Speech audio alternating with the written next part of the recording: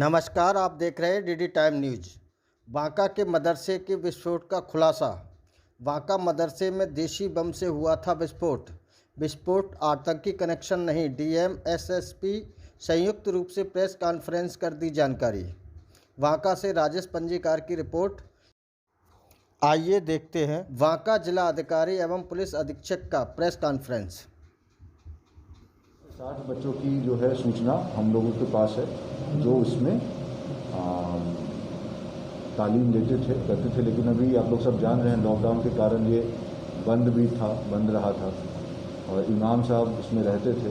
तो ये सब जो बेसिक प्रिलिमिनरी जो जानकारी थी वो है। इससे आगे जो इस पर अन्य डिफरेंट पहलुओं पे बात करने के लिए अब हम एसपी साहब से अनुरोध करेंगे कि ब्रीफ में आप लोगों को एक बार बता दें, ताकि जो भी अभी तक की वस्तु स्थिति है, घटनाक्रम है, जांच की क्या स्थिति है, ये आप लोगों को एसपी साहब से अनुरोध करेंगे कि ये बता देंगे आप लोगों को ब्रीफ करें। देखिए, ये बांका थाना अंतर्गत नौटोलिया गांव है, जो थाना से लगभग 5 किलोमीटर दूर चांदा नदी की दूसरी ओर अवस्थित है। वहाँ से 8 तारीख को लगभग 8:35 बजे पुलिस को सूचना मिली कि मदरसा में ब्लास्ट हुआ। तुरंत हम लोग पहुँचे वहाँ घटनास्थल पर। घटनास्थल का तत्काल निरीक्षण किया गया। छत पूरी तरह से गिर गया था। जो प्रथम दृष्टया था वो छत गिरा। अभी जो मलबा दिख रहा है उस रूप में नहीं था। प्रिंट मीडिया में कई ऐसे फ़ोटोज़ आए थे जो कि सीधा छत गिरा हुआ था। हम लोगों ने तुरंत पहुंच कर उसकी जांच की। वहाँ कोई किसी का जख्मी होने या किसी प्रकार का हादसा हम लोगों को नहीं दिखा, लेकिन ये जानकारी तत्क्षण हम लोगों को हुई कि उसमें रहने वाले इमाम जख्मी हुए। हम लोग उनका पता करना शुरू किए तो कहीं इलाजरत होने की जानकारी हम लोगों को मिली थी। हम लोग वहाँ पहुँचते तब तक ज्ञात हुआ कि उनकी मृत्यु हो चुकी है। वो इमाम, उनका नाम था अब्दुल मोबिन, जिनकी उम्र लगभग 33 वर्ष थी। वो झारखंड के देवघर के सारठ थाना क्षेत्र के रहने वाले थे। वर्ष 2010 से यहाँ वो मदरसा में थे। मदरसा में भी बच्चों को पढ़ा। हम लोगों ने उस कमरे का स्केच लिया है। जो ब्लास्ट हुआ है वो 2 पार्ट में था। एक पार्ट हॉल नुमा है जो मदरसा के रूप में था। आधा पार्ट जो गिरा है वो कमरा के रूप में था। अब ब्लास्ट कैसे हुआ ये एक महत्वपूर्ण है। ब्लास्ट का केंद्र बिंदु क्या है वो हम लोगों के जांच का विषय था। हम लोगों ने उसकी जांच की। आप सभी लोग पीओ विजिट कर चुके हैं, चूँकि 2 दिन हो चुका है। जो मुख्य दरवाज़ा उसका है, दरवाज़ा से जैसे ही हम लोग इंटर करते हैं तो दाहिने साइड में केंद्र बिंदु इस एक्सप्लोज़न का, ये विस्फोट का केंद्र बिंदु वहाँ हम लोगों को पाया गया। क्योंकि इसके बाद हम लोगों ने तुरंत एफएसएल की टीम की मदद ली। एफएसएल की टीम भागलपुर से आई। उसने पूरी गहनता से, बड़ी सूक्ष्मता से उसकी जांच की। उस वक्त भी हम लोगों ने देखा। फिर हमारी एटीएस की टीम भी कल आई। उनकी भी बॉम्ब डिस्पोजल स्क्वाड अलग से बीडी टीम उनकी है, उसके भी ऑफिसर्स थे।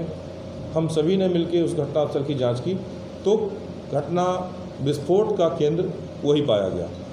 अब इसमें दूसरा बिंदु है कि ये विस्फोटक क्या था। यद्यपि इसकी जांच के लिए एफएसएल ने केमिकल एनालिसिस के लिए उसका ले रखा है। हम लोग भेज दिए हैं, जांच रिपोर्ट आएगा। लेकिन जो प्रारंभिक तौर पर हम लोगों को वहाँ से साक्ष्य मिले हैं वो साक्ष्य देशी बम के इंग्रेडिएंट हैं, जैसे जला हुआ सुतली, कंटेनर का पार्ट, कील, ऐसी कुछ चीज़ें हम लोगों को वहाँ से मिली हैं, जिससे इसकी पुष्टि होती है।